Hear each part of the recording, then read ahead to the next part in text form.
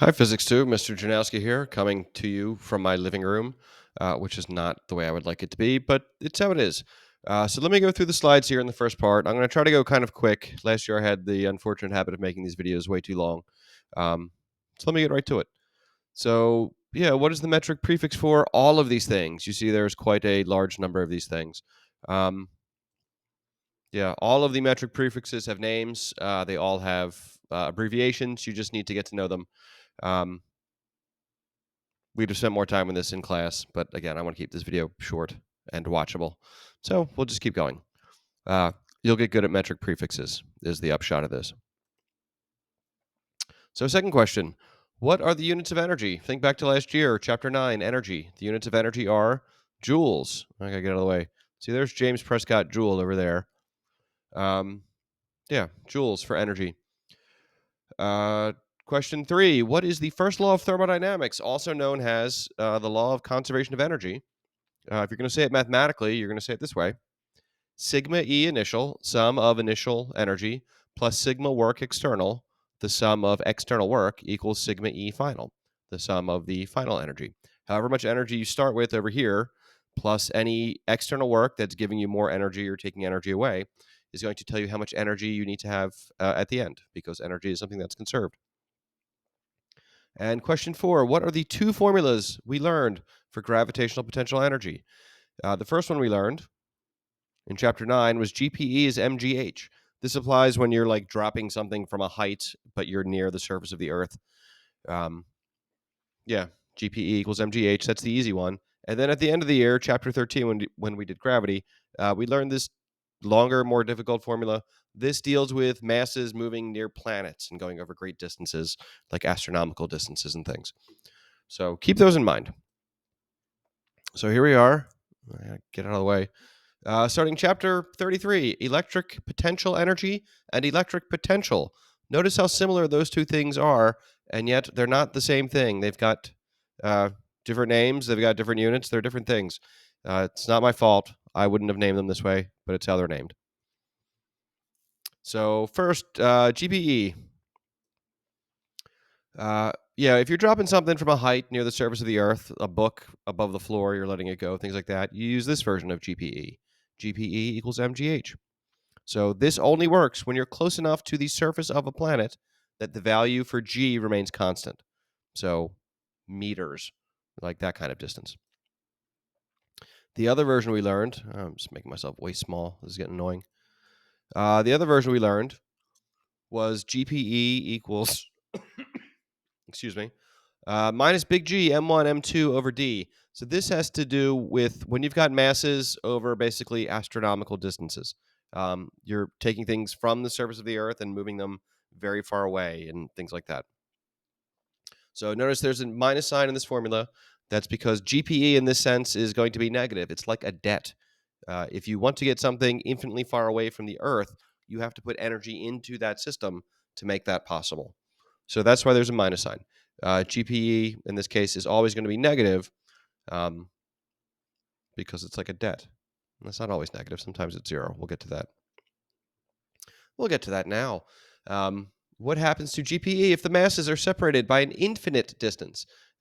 Infinite distance, not really possible, but the things are so far away that it might as well be infinite. So yeah, look at this equation here. What's going to happen if the value for D gets really, really big? Well, if you're dividing something finite by infinity, you're going to get zero. So uh, I read it like this. This is not, very mathematically rigorous. It would be more mathematically rigorous to have limits and things, and say that the limit of GPE uh, as D approaches infinity will be zero. Basically, if the masses are very far apart, if they're basically infinitely far away, then they don't affect each other. So there's no GPE, there's no gravitational potential energy between them when they're infinitely far apart. Keep this idea in mind too.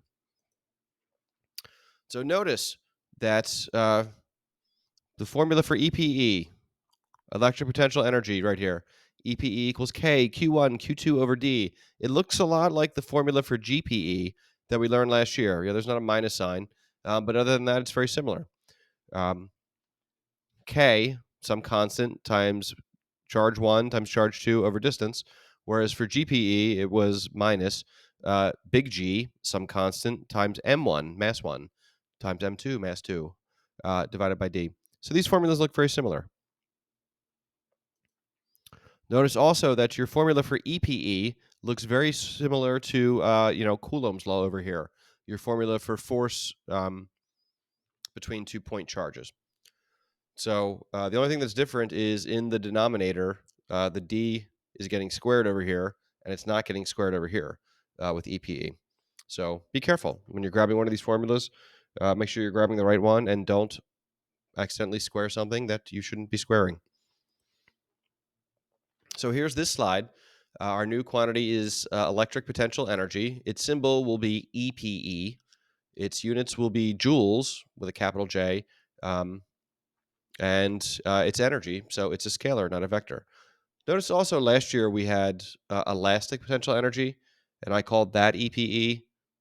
Well, now EPE means electric potential energy. Maybe I should have called it SPE, spring potential energy, last year. Doesn't matter. EPE is electric potential energy for chapter 33. So you can ignore this slide, but instead of using K, this version here, in more advanced physics, in college physics, you might see it written this way, where the K is replaced by a 1 over 4 pi epsilon naught. It's exactly the same thing because K is equal to 1 over 4 pi epsilon naught. But you can ignore that slide. So notice if we're dealing with GPE, when the things are infinitely far apart, GPE is 0. Other than that, if the things are not infinitely far apart, GPE is always going to be negative because you've got this minus sign here. The masses will always be positive, so it's going to be negative times something positive. So you always have a negative GPE if the things aren't infinitely far away, because gravity is always attractive. That means you always have to add energy to separate the masses further. So masses are always positive. Charge can be positive or negative, and that throws a little bit of a wrench in the works here. So because electricity, unlike gravity, can be repulsive or attractive, that means sometimes you have to add energy to bring the charges together. Sometimes you have to add energy to get the charges apart. So EPE can be positive. So when your charges are like charges, you've got two positive charges or two negative charges, these charges repel each other. They don't want to be near each other. What that means is if you bring them together, they're going to want to get apart. So it takes energy to bring them together. That energy becomes the positive EPE. EPE can also be negative. So if you have opposite charges, one plus and one minus, these guys want to be together. So if you want to separate them, you have to put energy into that system. This, again, is the situation.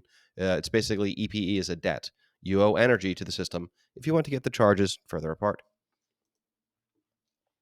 So when you're doing this, and it's going to depend on which kind of problem you're doing, which approach works best. You can either just let the signs of the charges do all of the work for you. If you've got two positive charges, EPE will come out positive. If you've got two negative charges, EPE will also come out positive because a negative times a negative will give you a positive.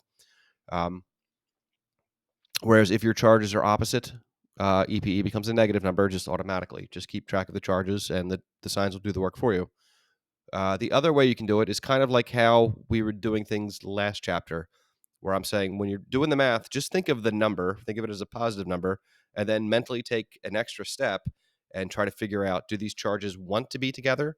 In which case you have negative EPE, it takes energy to separate them, or do they want to be apart, which is the case of like charges. So in either case, like charges or opposite charges, EPE is going to be 0 when the charges are infinitely far apart. This is a special case that will keep coming up again and again. And you just have to know, excuse me, you just have to know that if the question says something like when the charges are very far apart, that means your value for D is infinity. And if you divide anything finite by infinity, you get 0. So keep this in mind. When they're infinitely far apart, EPE is 0. So let's say that we have two charges, positive 2.5 microcoulombs and positive 3.5 microcoulombs. So part A, what is the EPE when they are very far apart? Well, like I just said, doesn't you don't even have to put in the numbers. Doesn't matter, the value of the charges. If they're infinitely far apart, the EPE between them is going to be 0. If they're just really far apart, they don't affect each other, so we say that the EPE is 0. Part B, what will be the EPE when they are 0.650 meters away from each other? So this time we have to use the formula. So just plug in the numbers. K, same value for K as last chapter. Q1, 2.5 times 10 to the minus 6, microcoulombs. So that's what micro means, is times 10 to the minus 6. So 2.50 times 10 to the minus 6 coulombs times Q2, 3.50 times 10 to the minus 6 coulombs. Plug in your distance here, and you end up with an EPE of positive 0.121 joules. So what does it mean that we have a positive EPE? It means these charges don't want to be together.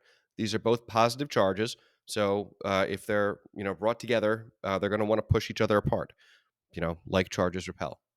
So if you took them from infinitely far away, brought them together, you have to put energy into that system to make that happen, because these charges don't want to be together.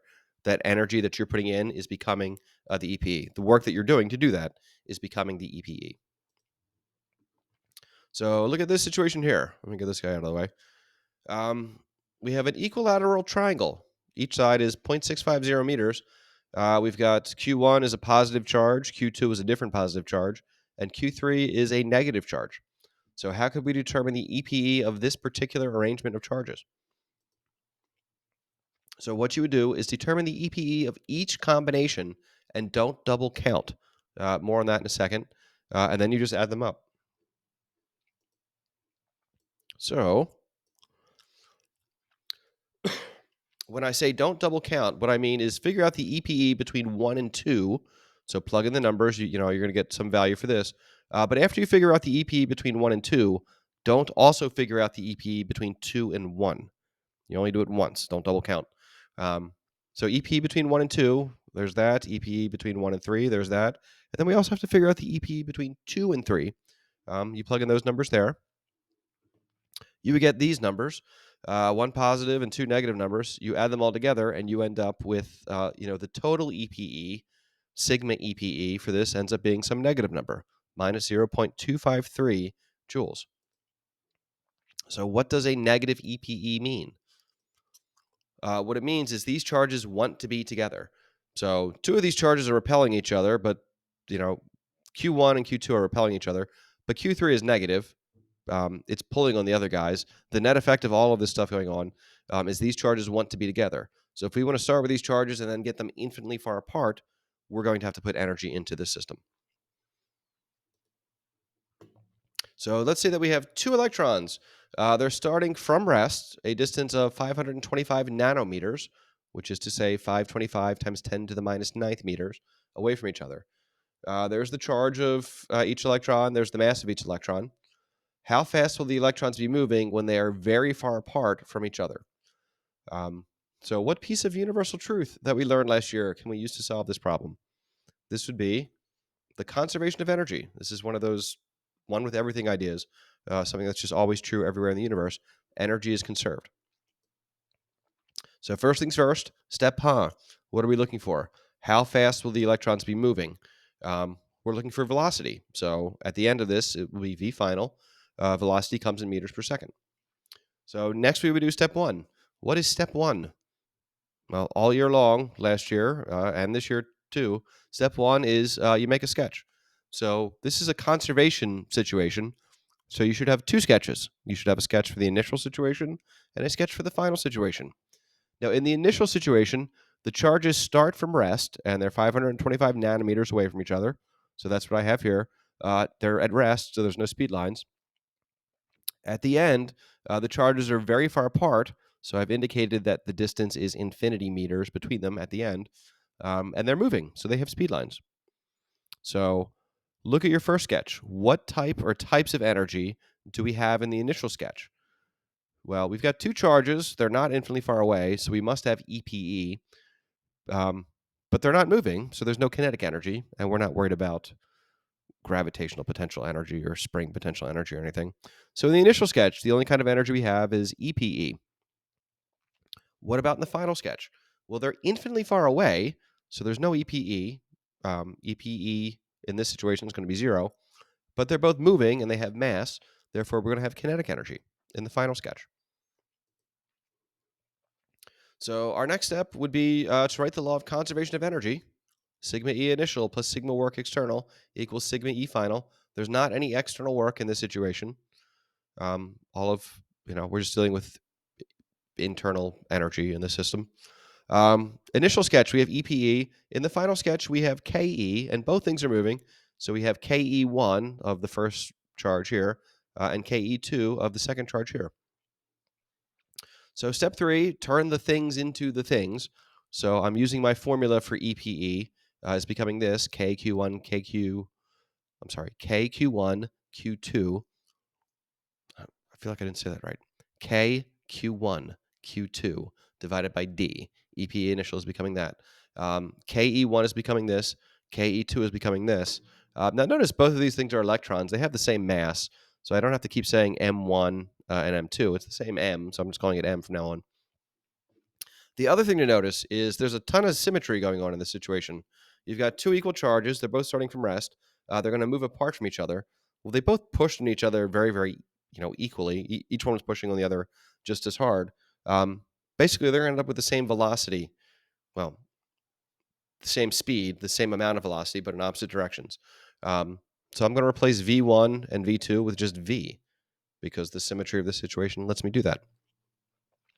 So on the right side, if you add 1/2 mv squared plus 1/2 mv squared, you're going to end up with just mv squared. 1/2 of that plus 1/2 of that gives you that. On the left side is that. Remember, we're trying to solve for v. So you do a little bit of algebra. You get all this stuff over here. Solve this for v. So now we're plugging in the numbers. And we end up with v is equal to 21,961 meters per second. And if you're keeping 3 sig figs, that rounds to 2.20 times 10 to the 4th meters per second. So we figured out the velocity. Good for us. So to review quickly, I hope this video didn't get too long. We'll see. What is the formula for EPE, electric potential energy between 2-point charges? EPE is equal to KQ1, Q2 over D. Not D squared. Remember, that's Coulomb's law for electric force. Just over D. Question 2, part A. When is the EPE between two charges positive? EPE, look at that formula above. EPE is going to be positive when you have like charges, either both positive or both negative. EPE is positive. When will it be negative? When you have opposite charges. When Q1 and Q2 have opposite signs, you end up with negative EPE. And finally, when will the EPE between two charges be 0? It will be 0 when they are infinitely far apart from each other. So that's the first bit of the slides. Hopefully this didn't take too long. I lose track of time when I'm recording this stuff. Hopefully it didn't take too long, and hopefully I'll be back in class, in person, very soon to start working on this stuff together with you guys. See you soon.